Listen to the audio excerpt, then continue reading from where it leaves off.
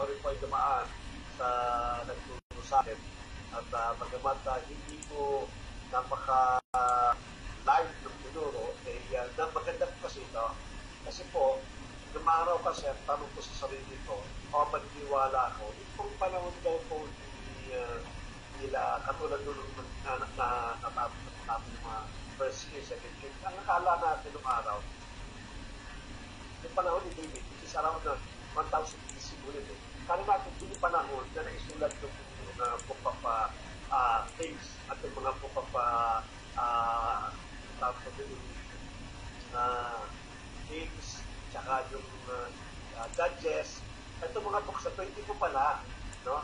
Nalaman natin sa magitan po ng pag-aaral po namin ng mga synopsis yun. Napakala namin, na may pa si maraming taon bago na isulat. Yung po pinakano po doon. Hindi po siya na isulat during that time nung nangyayari po yung kay David, nangyayari kay Solomon, kundi after for many years, saka pa lang po siya nasulat. Kaya maganda po yung synopsis para masigit natin maintindihan na kaya pala yung accounts ay halos na kumpleto at talaga naman almost accurate sapagkat ito po ay nasulat after po sa many years. Marami na po mga klase po ng mga libro at mga writings at mga old na mga literature ang ginamit po nila upang maisulat nga po ito mga nangyari po ng mga bakit ka tumatawag? Tumatawag na to. Kasi yun, nawala na. Nawala ito din. Ay, tika lang. Set up ko muna to. Roll setting.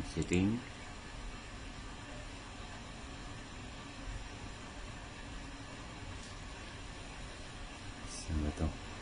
Kalimutan ko na ito ito. 4G pala. 4G. Yun. Dali. Anyone can Written answer? accounts of important historical events. Yan. Sa Tagalog, ito yung mga kwento ng mga importanteng tao. No? Hindi po ito chismis, kundi ito po yung factual na nangyari po sa isang tao o sa grupo po ng tao. Kaya tinawag po siyang chronicles. No? Kaya pag-uusapan po natin dito, mayroon tayo idea na ang chronicles ay ito yung mga written na mga nangyari sa panahon ng isang tao o grupo ng tao o maaaring lipi ang sa pag-aaralan po natin. Meron po tayong dalawang chronicles na katulad po ng Kings. No, may First and Second Kings, meron din po yung chronicles. First Chronicles at Second Chronicles. So let us proceed. So again, ang tabay po tayo. Ang chronicles po is about istorya na mga nangyari po, katotohanan ng nangyari po sa individual o sa grupo man o sa isang nasyon.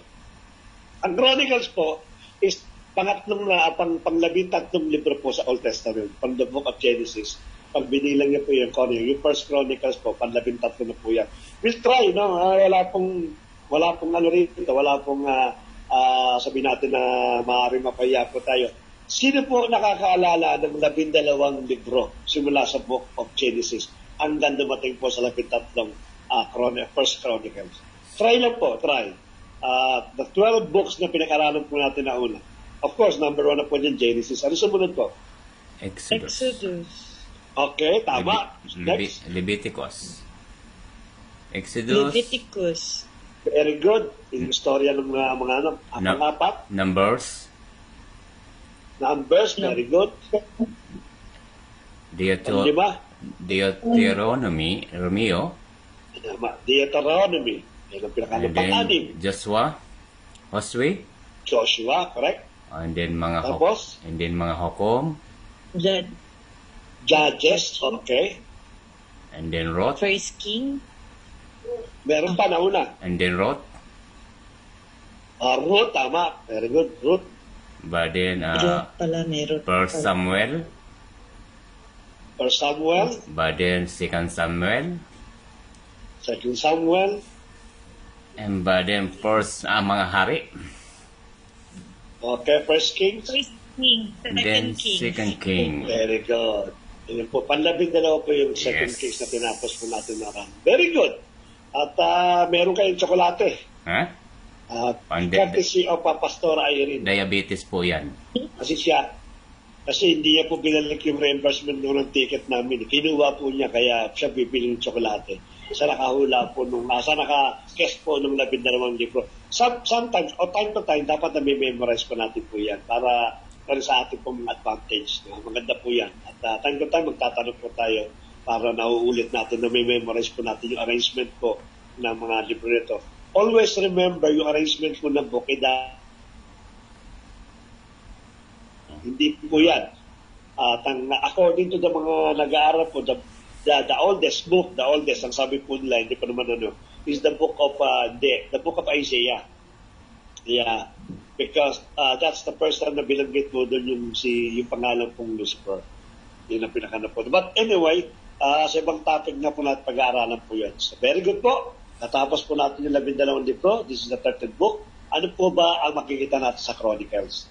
Ang Chronicles po, katulad po ng 1 Samuel, 2 Samuel, 1 Kings, 2 Kings, wala pong number yan. Sa lumang kasulatan, wala pong 1 Samuel, wala pong 1 Chronicles, 2 Chronicles.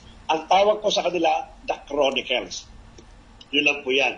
But during the translation po ng Septuagint, sa panahon po ng Greek, sa panahon po nung lumang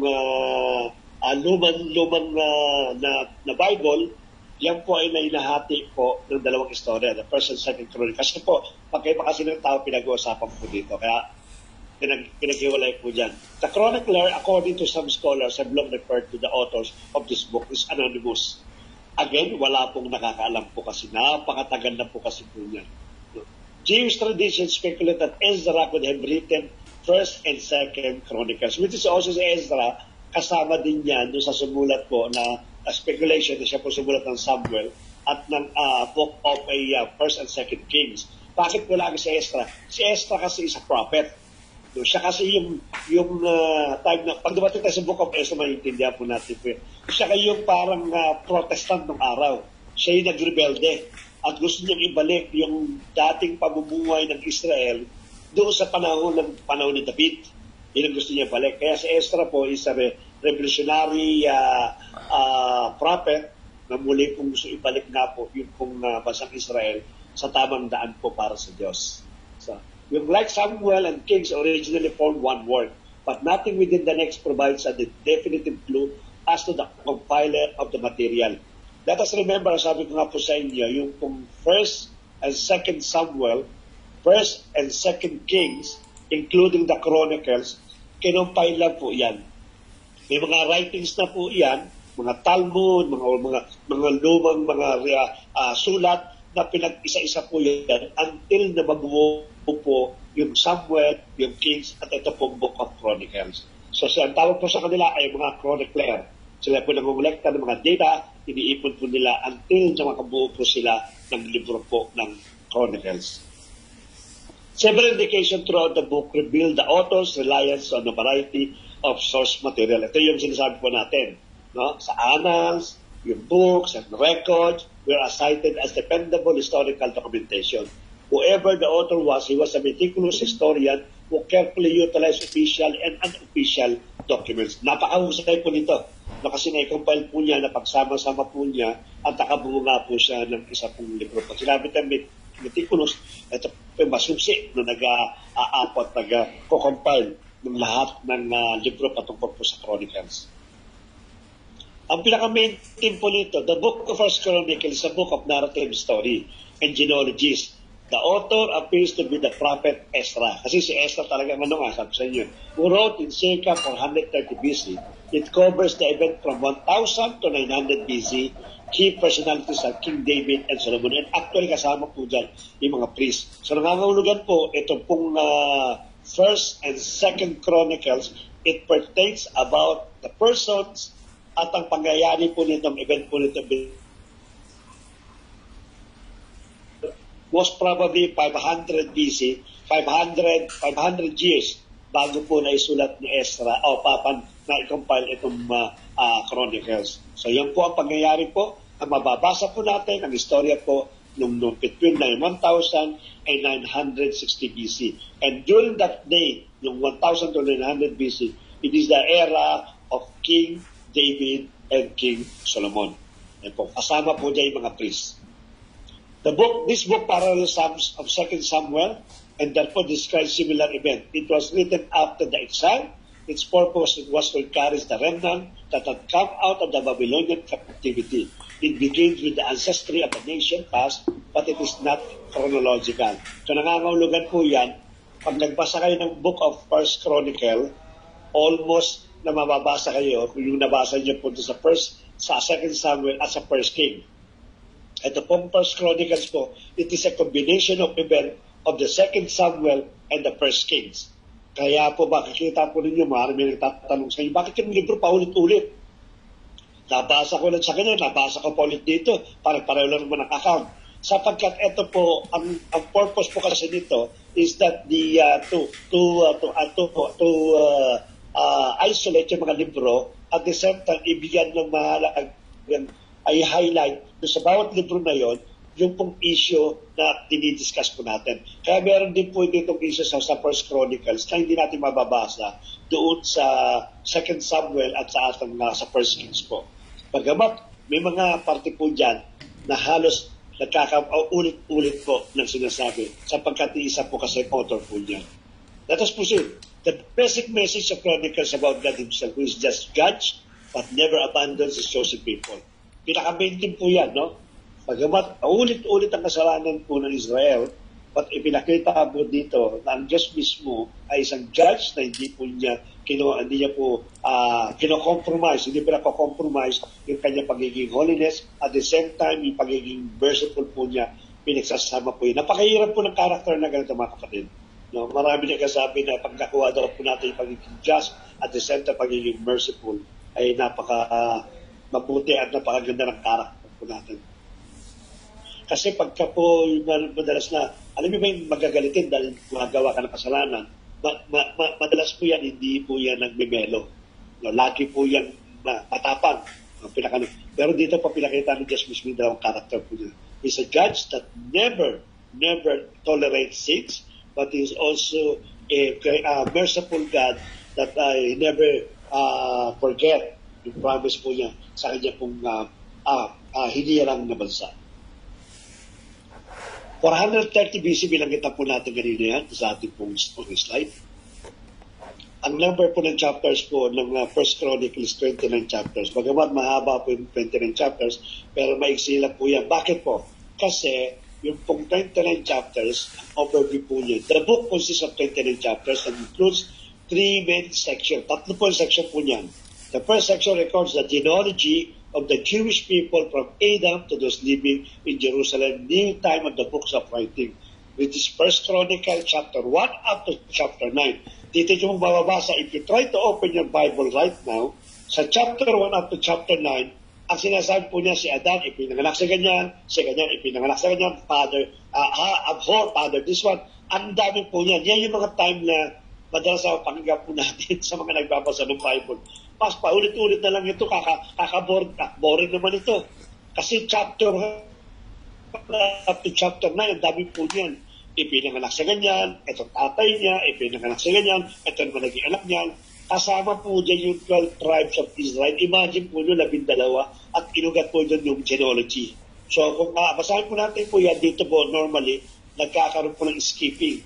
Ini-skip nila yung First Chronicles, kasi nga, yung pong yung first chapter 1 to chapter 9, ganun lang po sinasabi po niya paulit-ulit. Pinanganak si ganyan, isang asawa ng ganyan, nanganak si ganyan, namatay si ganyan, puro ganyan po ang pinaka ng genealogy, ang pinakaano po niyan.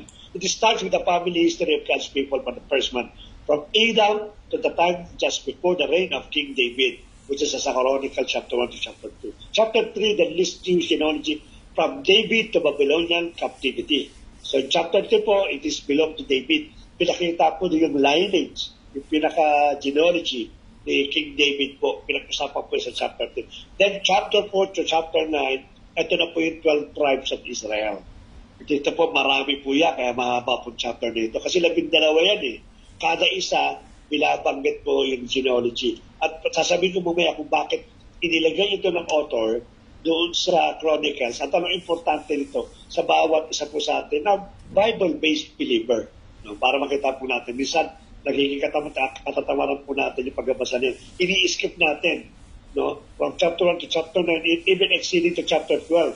Ini-exit po natin kasi ayaw natin paulit-ulit at hindi naman natin, parang magkapin natin hindi importante. So with most of chapter 9 focusing on those living in Jerusalem following the return from Babylonian exile. Ito po yung overview. Ano pa yung overview? The second section emphasizes David's coming to power and his reign. So yung chapter 12 po, chapter 10 up to chapter 12, yan na po yung David's reign. Yan yung naghari na po siya. Hinirang na po siya bilang hari ng unified kingdom, which is pinag-usapan po natin yan sa book of Samuel, the second Samuel. Beginning with Saul's life and the death of Saul and his sons, which is sa First Chronicle chapter 9. The book record David's anointing. Yung inabunan po siya ni Prophet Samuel. His conquest of Jerusalem and his list of mighty men. Nilagay po yan sa First Chronicle chapter 11 up to chapter 12. Yung mga greatest men of kasama po ni David. So, titignan po natin, pagkatingin po ng second division, pinag-usapan po na paano po nag-reign si David. Mamaya may babanggitin po tayo pagkamat kasama po sa Samuel pero hindi na po bilanggit dito sa Chronicles. The third section of First Chronicles emphasizes the reign of David and the transition of royal power to his son Solomon. Kasama din yun sa First Chronicle po yan. From David to Solomon until 29 po yan. Ibinakita po yan. So almost naulit na rin po yung mga istorya po niyan. As well as the Davidic covenant. Alam niyo po ba yung Davidic covenant na binanggit sa chapter 17? Sino po nakakaalam ng Davidic covenant? Someone can guess. Davidic covenant. Naririnig po natin yan. Bisa sa prayer po natin, dinidictate po natin yan, di ba?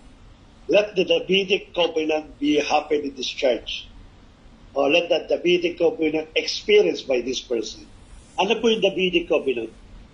Na binanggit sa First Chronicle chapter 17.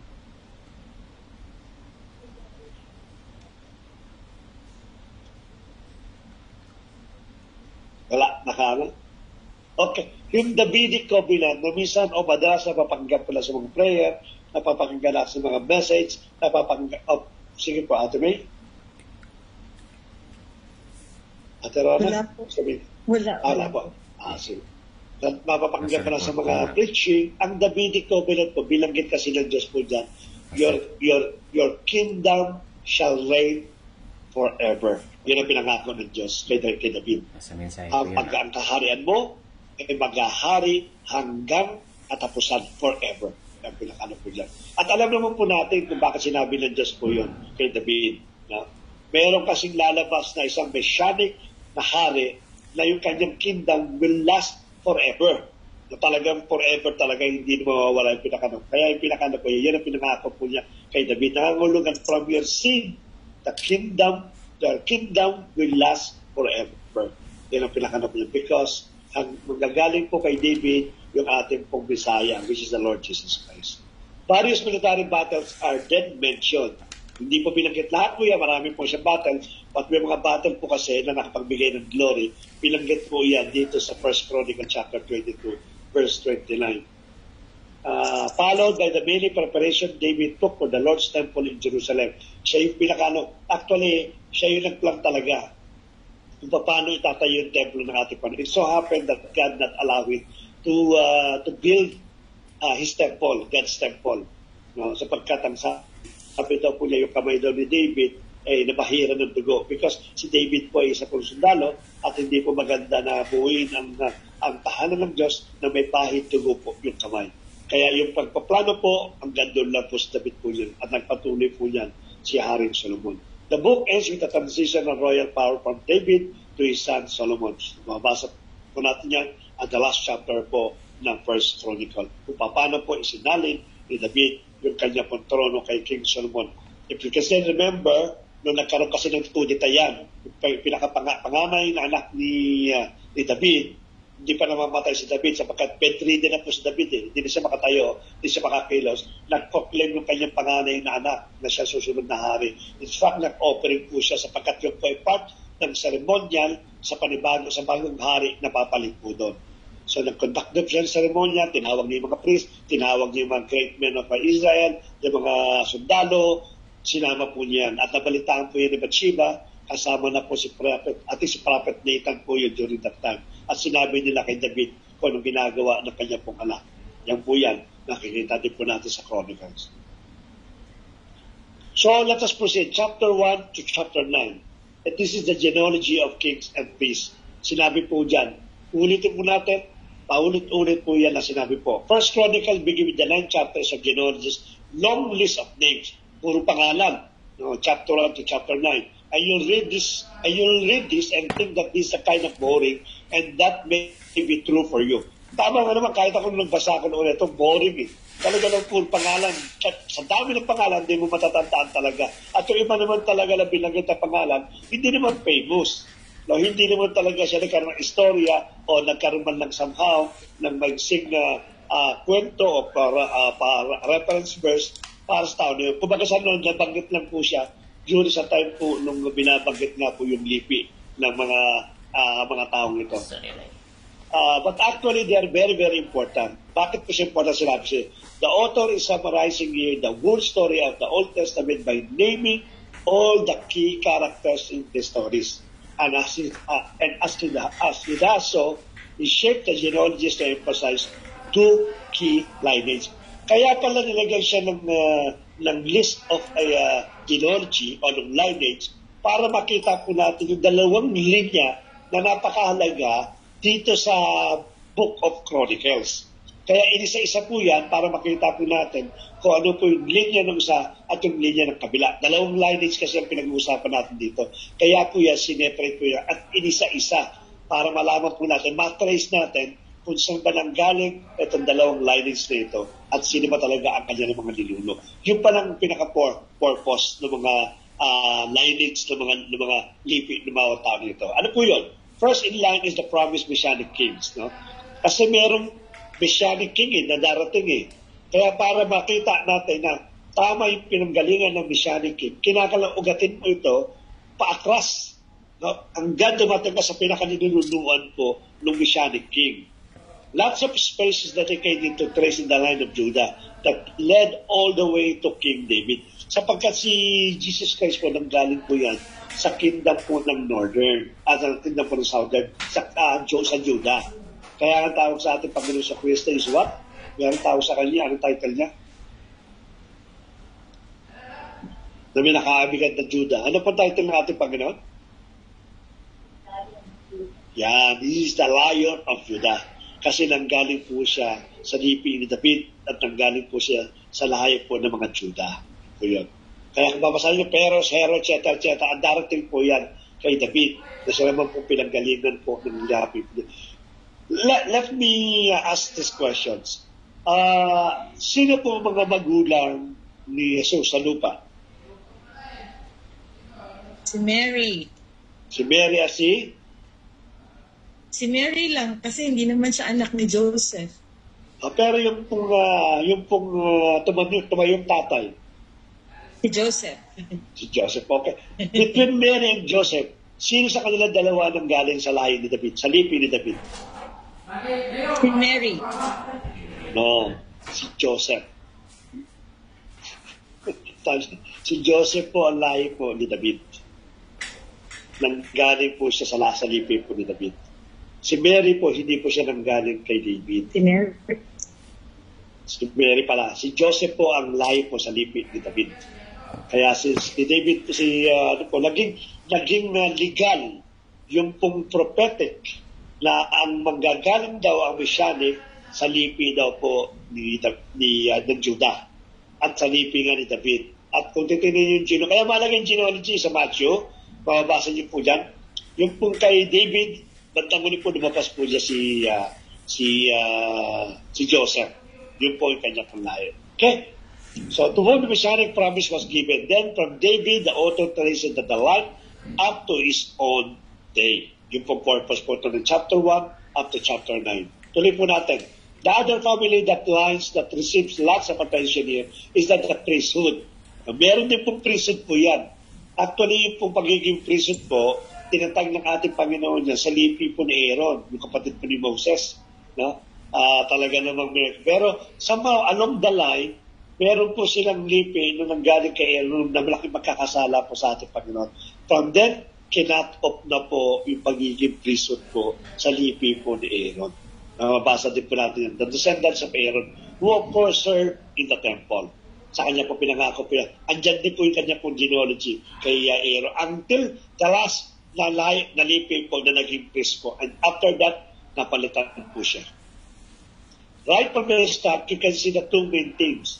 The author's hope of the Messiah coming to build a new temple, and it's rooted in this ancient genealogies. Tuloy po natin. Sa chapter 10 to 29, dalawang chapter lang po yan. Yung sa po 1 to 9, ito po 10-29. Ito na po yung story po ni David. Inulit po yan sa 1 Chronicle chapter 10 to chapter 29.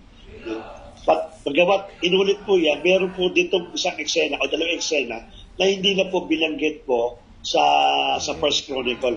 Magamat napakaganda po, memorable at napaka talaga namang highlight ng buhay po ni David. Pero hindi na po bilanggit dito sa 1 Chronicle. At mamaya, malalaman po natin bakit hindi po yan bilanggit. Now after that, the author moves into the stories about Saul and David, and most of these are going to be familiar to you from the book of Samuel, which is the 2 Samuel. But again, there is some really important difference. Na bagamat may pagkakawin po siya o may talaga yung pagkakawin, but there's also some difference na kinakailangan ma-highlight po natin din sa Chronicles. First of all, the author leaves out all of the negative stories about David. Ito na po yung binabanggit ko sa inyo.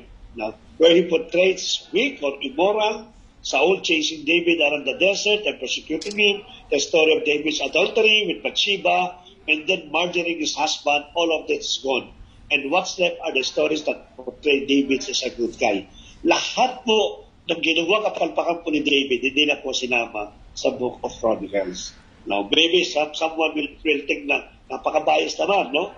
Bakit hindi sinama? Napaka-importanting part ng buhay ni David. Bakit hindi sinama doon sa Chronicles? Kasi po, yung Book of Chronicles, kaya po ginamitan po ng genealogy, sapagkat dito po huhugutin yung lahi po ng ating Panginoong Kristo. So the purpose of the author is to remove those spot na maaaring somehow ibato sa lipi po o sa pinakaniluan po ng ating Panginoong Kristo. Ito po purpose po nito. Kaya tinanggal po yan. Ipinalabas po talaga na si David na talaga pong blameless sa ating pong Panginoon sapagkat manggagaling sa kanya yung Bisaya. So, hindi nga naman maganda kung ang record ng dinuno ng Bisaya with the Lord Jesus Christ ay nagkamit ng ganito, ganitong ginawa. Kaya tinanggal na po yan sa Chronicles. Hindi mo siya mababasa. Mababasa mo lamang yan doon sa 2 Samuel. Pero bakit sa 1 Chronicles, yung lahat ng kabayanihan, lahat ng pagsamba ni David, lahat ng kanya pong mabubuting gawa, dito po natin mababasa yan sa chapter 10 to chapter 29. Kaya napakaganda po ng istorya po ni David po rito. But if you want to become not biased, let's go back with 2 Samuel. Magkatugmay po ni dalawa na yan eh.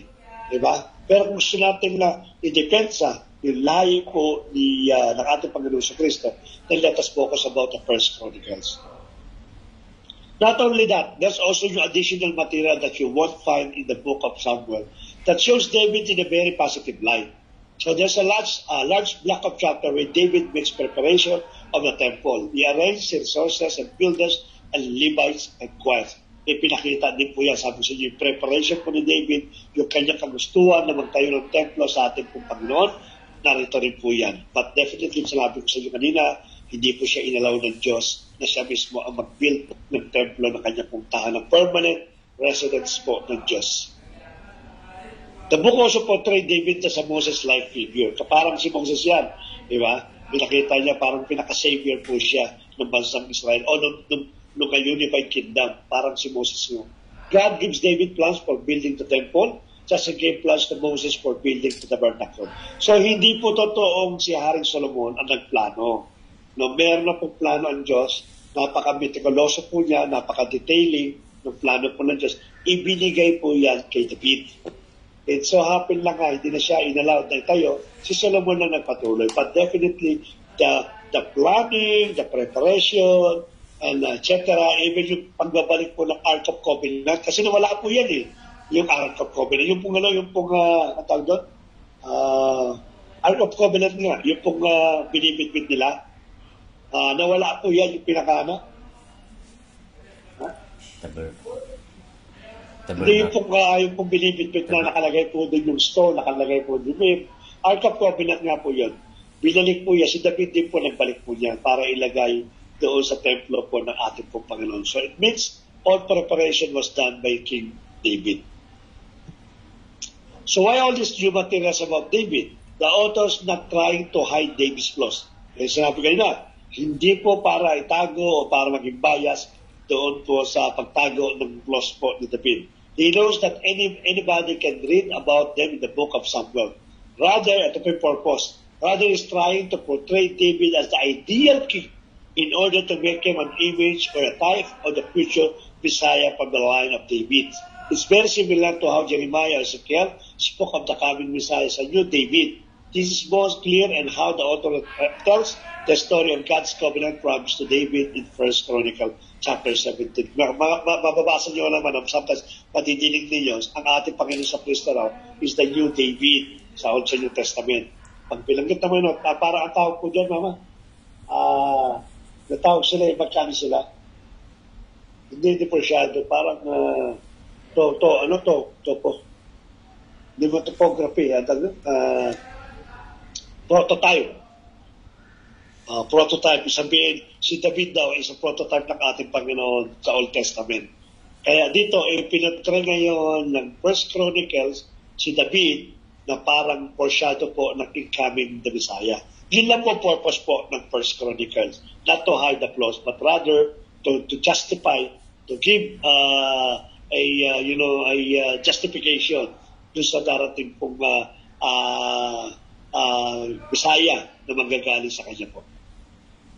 When you compare the story with its parallel in 2 Samuel chapter 7, you see that the author of Chronicles is highlighting that either David nor Solomon nor any of the kings from this line were the Messianic king, and that when the Messiah does come, he will be a king like David.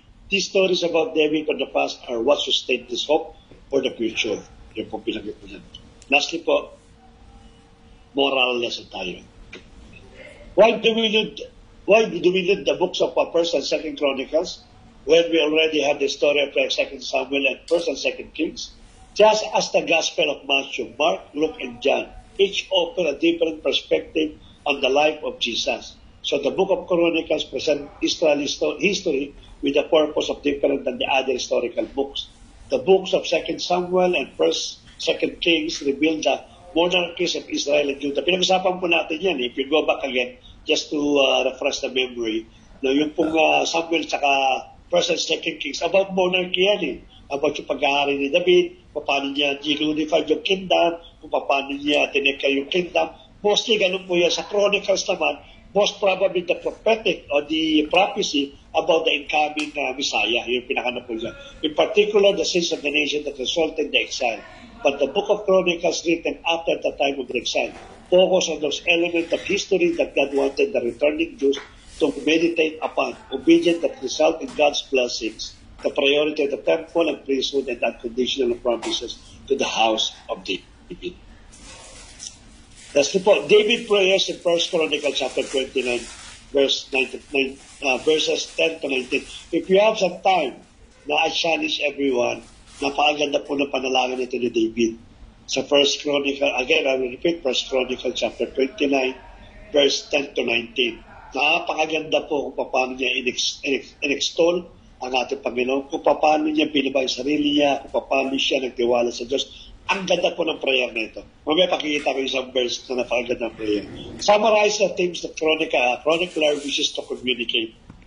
Kung baka sa conclusion, ito yung panalangin ni David. Despite of these things happen to him, during ng kanya pong ups, at during ng kanya pong down, during ng kanya pong kudita, during ng kanya pong pagkakasala, at nung muli siya pinalag ng ating Panginoon, andyan po lahat yan sa 1 Chronicle chapter 29, verses 10 to 19. Ang ginawa po ng ating pangkakapatid, ilita niya po yan sa panalangin po niya. Glory to God, gratitude for gifting David's family with leadership of the nation. And the desire that David's descendants continue to devote himself to God. remaining faithful to God will reap blessing. Kung mananatili po tayo, blessing po yan. Kung hindi tayo mananatili, sumpa ang aabutin po natin. Ito yung sa mga prayer for David, the first Chronicle chapter 20 verse 11. Yeah, verse 11. I will read it in ESV. Yours, O Lord, is the greatness and the power and the glory and the victory and the majesty. For all that is in the heavens and in the earth is yours. Yours is the kingdom, O Lord, and you are exalted as head above all. At kung susundan niya po yan, napakadami po niya, ang ganda po niya. Hinihighlight ko lang po ito sapagat ng verse 11 ito, napakaganda po ng bilanggit po niya. Na kung saan sinabi po niya, Lord, sa iyo naman lahat ang gagaling, I am nothing. Sa iyo ko binabalik. Simula sa pagiging majesty mo, yung heaven and earth belong to you, your kingdom belongs to you, you are the king, the true kings. Yun yung panalangin po ni David sa kanyang pong moral lessons. Continue po natin. When the book was written, David's descendants no longer ruled as monarchs over Israel. No. The chronicler desired the people to remember the royal Davidic lineage, for God has promised a future ruler would rise up from that line. After the 70-year exile in Babylon, Jewish political and social power resided more with the religious rather than political rulers. Because of this, nagkaroon sila ng 180 degrees. Supposed to be kung Israeli politika na kasi nag-ahari dyan. Until such time na dumating ang ating Panginoon sa Kristo, iba? Kala nga politician siya. Kaya nga na-expect mo nila yun daw kung pag-ahari sa bansang Israel, the Messiah, the promised king, ay magagaling na po sa isang political family. Pero hindi po ganun ang pagkakaintindi po. Hindi ganun ang intensyon ng ating po Panginoon. Kaya nung araw kasi marami ng politika. No? Nawala na yung pagiging religious. Nawala na yung pagiging devotee doon sa mga utos ng ating po Panginoon. Pag pinasukan po tayo ng politika, mamumulitika po tayo, mawawala talaga tayo sa ating po Panginoon. Telling Israel's story through a priestly and kingly lens was intended to prepare the people for the future Messiah. So somehow, the First Chronicles, there is a prophetic word in preparation for the coming of the Lord Jesus Christ. Napakalapit na naman kasi 400 BC, imagine po ninyo kung paano narating ang ating Panginoon Jesus. God bless po and see you next week. Yan po ang First Chronicle.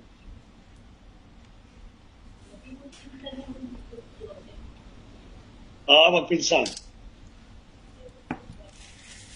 Pero yung kanyang pinaka-ninyo, kasi yung sa kasi lineage pag binasa niyo yung Book of Matthew, yung Matthew kasi lineage din yan. Titignan niyo, pinanong yan. Pero yung inugat po yan kay David at sa bandang muli po yan, lumabas na po si Joseph. Pas, nung napag-anuhan po namin din yung Luke, kasi nagko-contradict din po kasi wala po ito, Rona. si Mary kasi yung nasa blood. Ano pong book? Sa Book of Luke. Kasi sa Matthew and Luke, nagko-contradict po yan kasi sila. Sa sa Luke, nakalagay si Joseph. Tapos sa Luke, nakalagay naman, ang lineage talaga ni Mary, bloodline came from David. Binanggit na po kasi ito nila. Sige pa, tuloy yun. Kasi di ba hindi naman nami-mention din ang babae sa genealogies, pero by bloodline na nag-appear na si Mary is ang bloodline niya is from David. Tapos si Joseph naman, son of Heli, na ka-bloodline din ni David. Pero ang genealogy ni Mary talaga from the beginning is lineage talaga siya ni David by blood.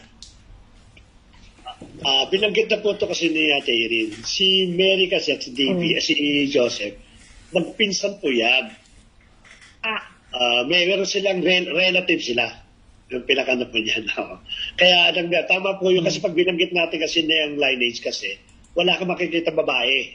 Puro lalaki po yan. Puro lalaki. Kasi head kasi pinag-uusapan, head. Kaya lalaki, definitely. But pag ano po natin bloodline, of course, meron po yan. Kasi magpinsan silang dalawa eh. May bloodline po yan. Kaya lang, binanggit ko kasi lineage. Ang lineage kasi si Joseph talaga ang binanggit po niya sa Book of Matthew. Oo, kasi kasi siya, yung lineage niya, as a son of Heli, kung titingnan mo yung ng Luke 1 to 29, Luke 1, 29 to 38. And yung isa pa lang. Kasi na-recall ko lang kasi nung pinag-aralan namin ng Matthew, yung tiningnan yung lineage ni Jesus, by bloodline, lumalabas na si Mary is within the bloodline ni David.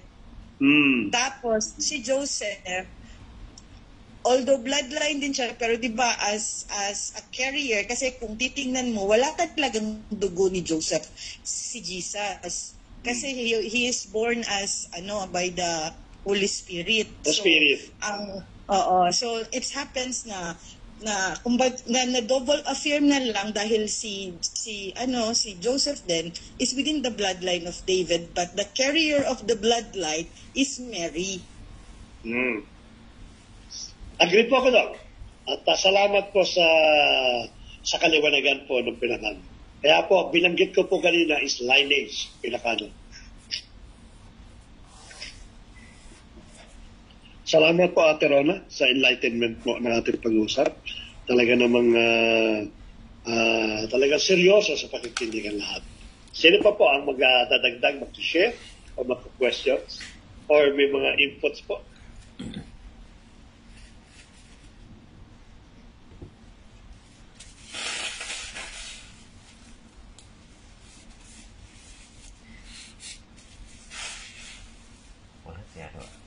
Kaya si dito.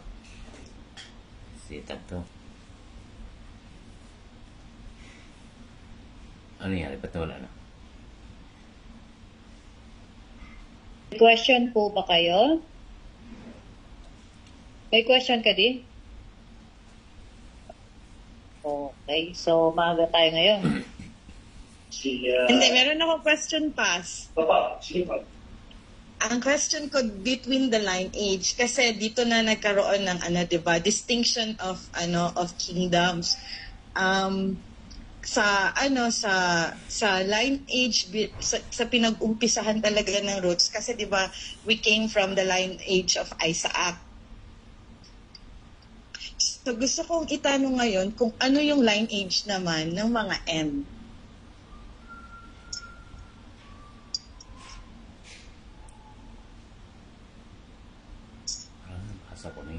Hello?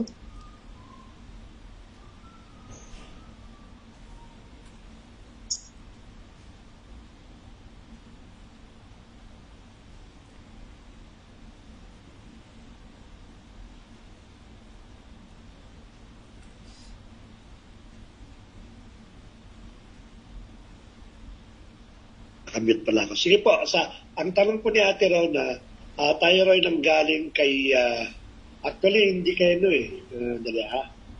Kay Isaac na tama, Isaac, si Isaac. At ang tanong daw ay, saan daw nang galing lipi ng M?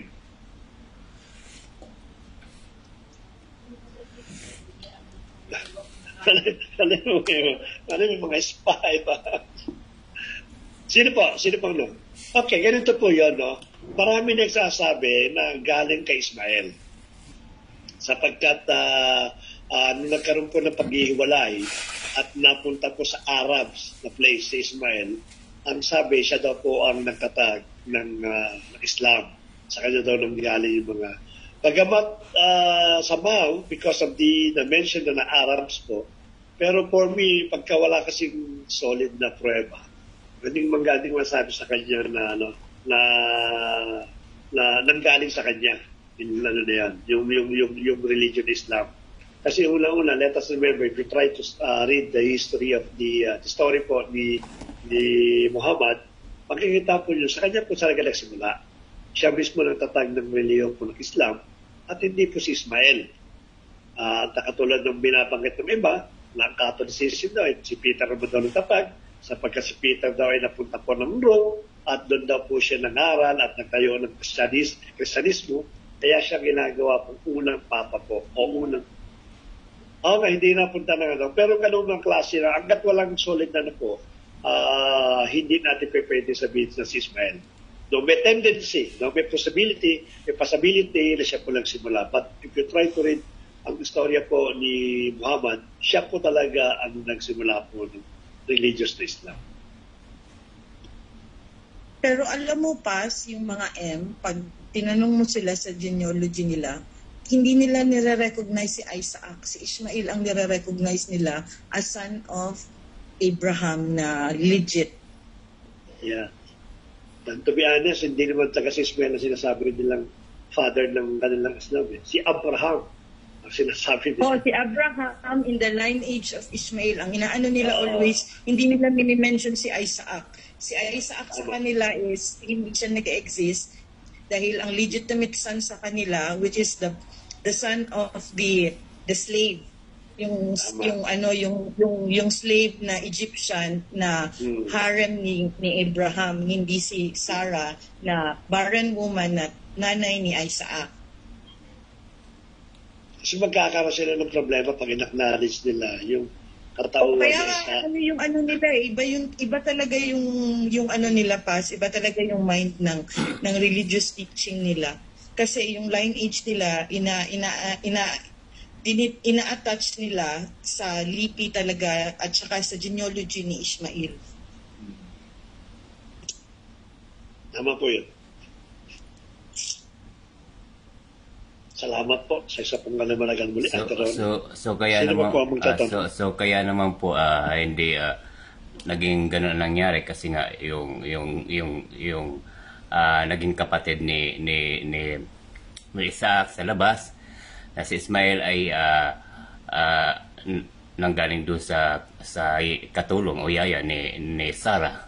At now si Isaac mismo ay siyang ginawa ni God na tagapagmana ng lahat ng pag-aari ni Abraham. So sa kanya rin manggagaling ang pagpapatuloy ng lahi noon sa mga panahon ni Isaac at ni Abraham. So yan po yung nagkaroon kasi ng pagsisiparit ng dalawa. So ibig sabihin, yung si Isaac nakaside kay God at yung isa ay hindi nakaside kay God. So ganun po.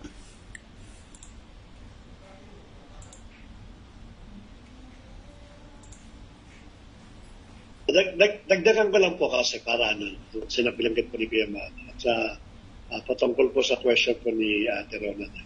Now, when God promised Abraham yung kanya pong lipi na siyang talaga pagpapalain po niya, ang sabi po doon, galing kay Sarah. Hindi po yung manggagaling sa ibang babae.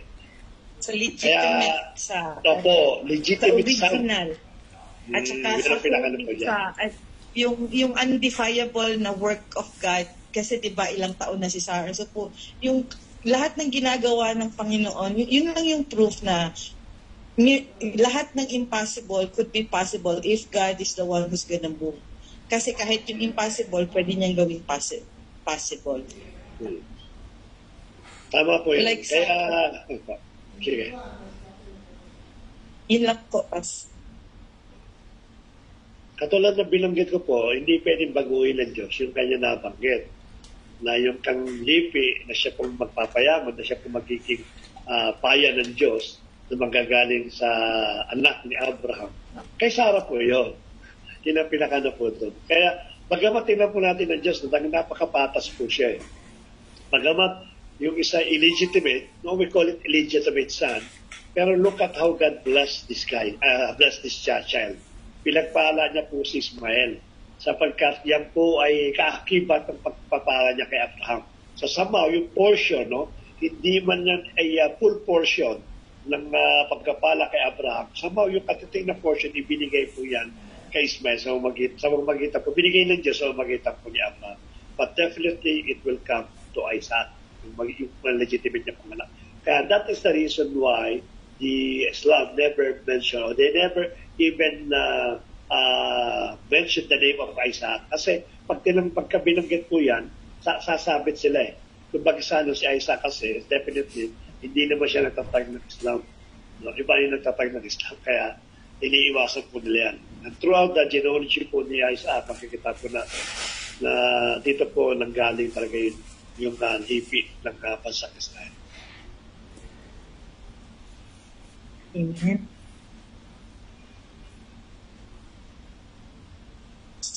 Kaya dapat ugatin ninyo saan kayo nanggaling, yung genealogy ninyo. Baka pagka meron pala kayong lahing Amerikano, hindi nyo alam. Royal palapas. Kaya importante talaga ang genealogy. Opo. Mga Pirian. Tayo daw mga original na Hudyo.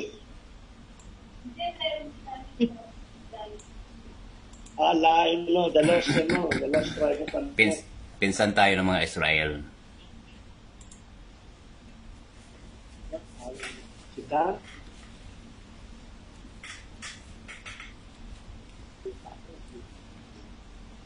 Okay. Sino po nakadinig dito ng Pirian? Pupirian yun sa... Yung isang parang reliyon po na Operian.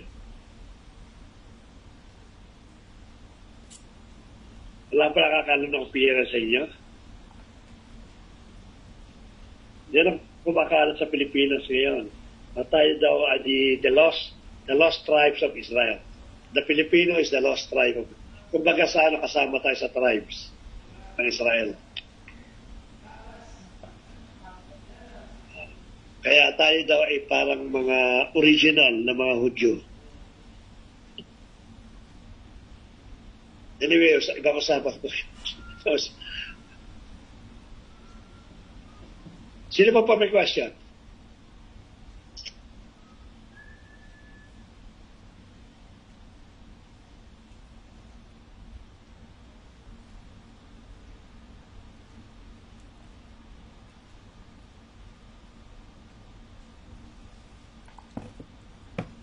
Kung may prepare ang nabanling ko niya ng question, sapagkat ay ako po ay nag-hold kanina dahil may pinuntahan kami ni Irene. Next time po ako gagawa ng question para mas mapalawak natin discussion.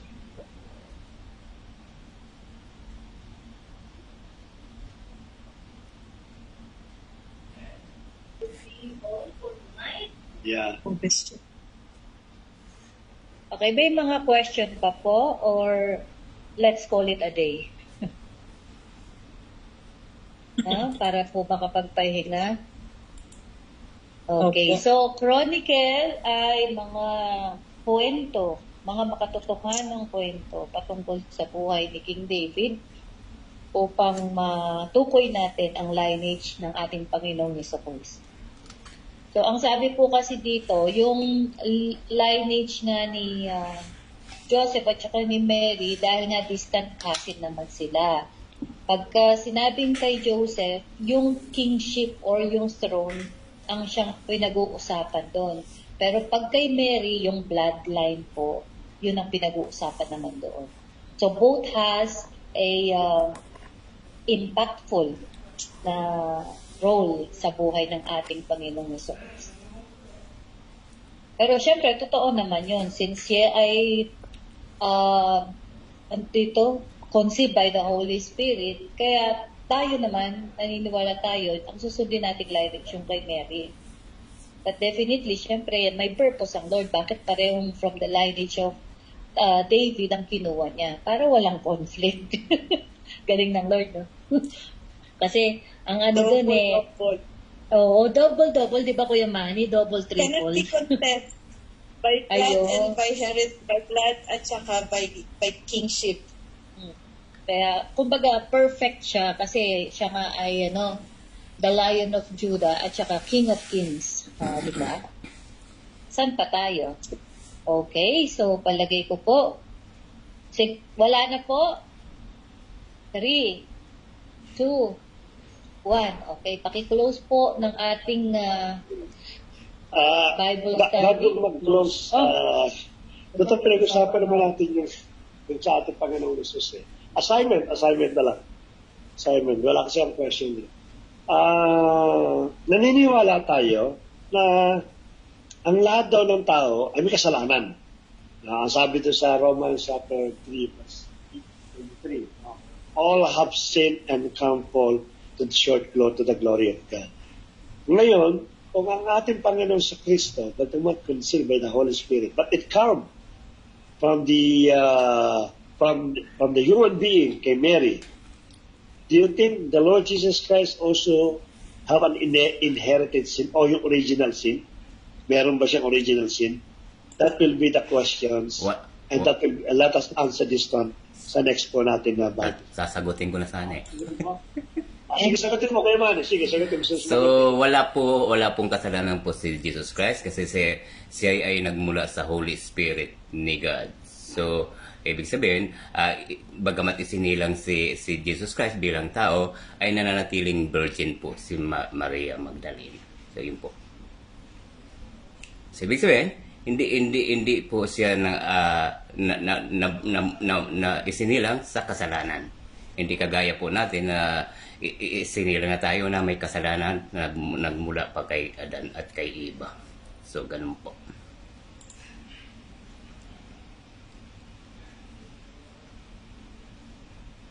Anyari. Nawala na. Raise po ng hands para hindi po tayo sabay-sabay magsalita. Sabi ni Kuya Manny, wala rin kasalanan. May kasalanan o wala? Ate Rona. Susuportahan ko po yung ni Kuya Manny na si Jesus Christ is really sinless kasi hindi naman siya dumaan. Yung conception niya, kasi diba ang inherited sins natin, it came from Adam and Eve, and then the conception of humankind is through yung pagtatalik. But Jesus never comes from a semen. He came from a Holy Spirit. So yung manhood niya wasn't inherited from humans. It was only delivered by a human being, pero he was conceived by the Holy Spirit na walang act of intercourse and semens or whatever na galing sa tao. Ayun. Tapos, ang sabi pa po dun sa Bible, huwag mong sisipingan si Mary hanggat siya'y makapanganak. So, 100% na wala talagang nahalong specimen. Plus, scientifically proven na ang babae, kapag nagbuntis siya, yung bloodline niya, yung dugo niya at saka dugo ng bata hindi nagmi-mix. Kaya madalas ang blood type ng bata ay ka-blood type ng tatay. Kasi ang blood type sa tatay. Kasi hindi talaga nagmi-mix ang dugo ng nanay sa dugo ng bata. Pero lang kung merong yung mga special case na may mga sakit, infection, ganyan, dun sa may puwerta, kaya lang nami-mix. Pero scientifically proven na hindi nagmi-mix ang dugo ng nanay sa anak. So, walang dugong nalaytay sa dugo ng Panginoong Jesucristo. Kaya talagang masasabi natin, yung blood niya is royal blood. Yun talagang tunay na royal. Royal true blood.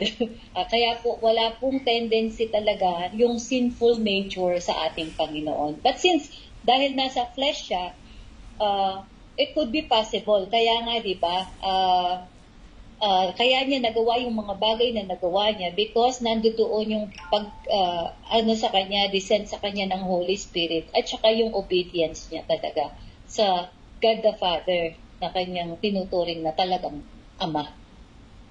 Okay? Mm-hmm. Anyone else?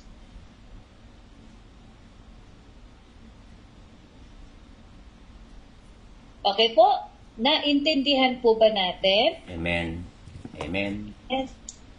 Amen okay. Po. So 100%? Yes. Wala pong dugo na nanalaitay. Meron pong merong isang research yung sa Israel. Meron siyang nakuwang isang parang matagal na na-bury yung dugo, tapos dinala niya sa lab. Pinatest niya yung dugo na yan, kung kanino yung dugo. Tapos tinanong niya kung kaninong dugo yun. Kasi sabi niya, yung dugo, buhay. Kahit na matagal na yung stain na yun sa isang bagay, nung tinest niya under ng microscope, buhay yung dugo. Tapos yung DNA, kakaiba, walang kasing kamukhang dugo na sa buong mundo. Hanapin ko yung ano na yun. Okay. Na-amaze ako dun sa tapos nung sinabi yun, napanood mo yun? Nung sinabi yun, naiyak na lang yung yung scientist na, kasi hindi sila naniniwala, di ba? Nung, ang sabi nung scientist, ito yung dugo nung Messiah ninyo. Kasi Israelites ang mga nag-test eh. This is the blood of your Messiah. So, amazing Kasi, talaga. Ilang taon na yun siya, dry na nga eh. Nung tinest nila sa laboratories, alive Buhay. yung blood. Galing. Yung cells So, ng blood still alive. So, napanood din pala ni ate. Na-amaze din ako na napanood ko yun. Kahit na, Pahingi po ng link. kikilabutan ka. Pahingi ng link. Video. Ayun. Kuya Manny? Pahingi po ng link ng video na napanood niyo po. Sige po, Apo, hanapin salamat po. hanapin ko po at po-forward ko po. Apo. Opo.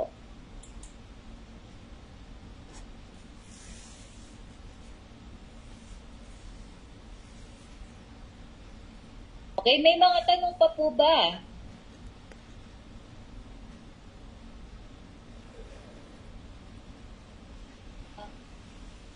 Okay po, so palagay ko, yun na po tayo sa gabing ito at tayo po'y magkita-kitang muli. Kuya Joel, bakit ka na late? Sorry po. Na-miss ka namin. Wala tuloy Galing po. nagtanong. Galing po kami ng biyahe at meron po kaming ginawa dito na pinapinturahan. Sorry po. Okay. Ngayon ko lang nakita yung cellphone ko. Opo, wala pong dapat ihingi ng pasensya. Pero, sorry ka, di mo narinig ang lineage ni Jesus Christ. Kaya nga po. Diba? So, meron, nakapag-live ka ba, Kuya Manny? Para makapanood si Kuya Joel? Naka-live po yan. Ay, Kuya Manny, naka-live ka? Naka-live po. Ayun, Kuya Joel, punta ka na lang dun sa live ni Kuya Manny at para marinig niyo po doon. Okay po, so muli, muli maraming salamat po sa inyong lahat sa oras po na ipinagkakaloob ninyo. Sige po, total late ka, Kuya Joel. Ikaw mag-close ng prayer natin. Ay, opo. Ano po ba naging topic po natin? Yung pong First Chronicle, kung saan po nagmula yung lipi ng ating Panginoong Jesucristo. Sa lipi po ni Haring David. Po. Okay po, sige po. Sige po, tayo po sama-samang manalangin. Bisan pa, Amang Banal, na may lakanan ng langit at lupa sa pangalan po ng Panginoong Yesus, pinupuri ko po namin, sinasamba sa Espiritu at katotohanan. Salamat po, Panginoon, sa natapos na pag-aaral po ng mga kapatid, ng iyong mga salita. Bagamat ako po inalig, babawi po ako sa susunod. Salamat po, Panginoon, sa mga wisdom, understanding na pinagkaloob po sa mga kapatid po namin. Naway lugin mo, Diyos, na ito po ay patuloy na sariwahin, Panginoon, sa aming mga buhay. Higit sa lahat, lakaran, Panginoon, ang iyong mga salita, aming buhay. Kaya salamat po sa mga kapatid po namin ng oras para pag-aralan ng iyong salita. Tunay nga po, Panginoon, na ito po kailangan po natin gawin. Kaya dalangin po namin, Panginoon, na ang patuloy mo, Panginoon, ipaalam, Panginoon, ang buhay po ng aming Panginoon sa Kristo sa buhay po namin upang ito po ay aming masunod, Panginoon. Kaya dalangin po namin, Panginoon, ang kaunawaan, patuloy na aming pong dalangin na makamtan po namin. Salamat po sa muli, Panginoon, na patuloy po namin na tinataas ang iyong mga salita sa aming mga buhay, Panginoon. Tunay nga po na ikaw po ang karapat-dapat na papurihan at ibalik ang mataas na papuri. Pasasalamat sa tayong pangalan po ng aming Panginoong Yesus. Amen. Amen. Amen po. God bless po sa inyo. See you next God bless. next week po. Okay po, Second Chronicle po God tayo bless next po. week. Pwede po kayo mag-advance study. Kung may mga question kayo, pakiahanda na lang din po. Salamat po. Good night. Good night po. Have a nice Bye-bye. Good night. Okay.